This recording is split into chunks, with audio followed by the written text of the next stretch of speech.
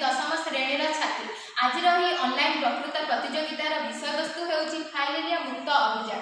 Filaria कौन गोड़ हाथ फुलीगले आम फाइलेरिया कही था।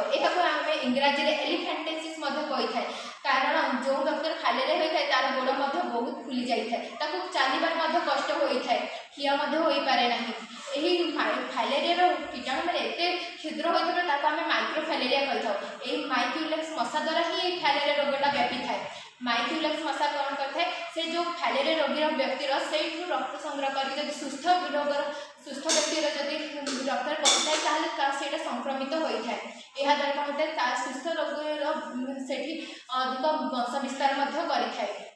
यह द्वारा कौन होता है, फाइलेरिया होता है। सरकार विभिन्न प्रकार योजना कर मेडिसिन बांटुंट। यदि लोक मैंने सचेतनता न हे से फाइलेरिया रोगर शिकार हे।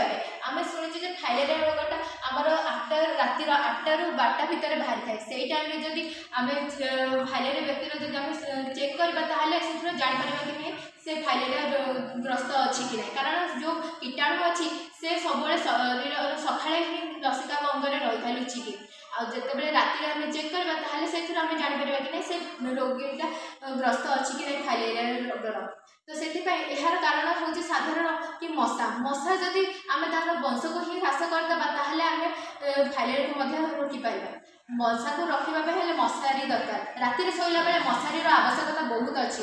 राति मशा औषध मिलूँ लगेगा दरकार। आखपाख जी भी नाल नर्दमा अच्छे सफा रहा दरकार। निज परिवेश सफा सुतरा रही मशार वंश कमिज, कारण मशा मैंने खराब पानी ही वंश विस्तार करते।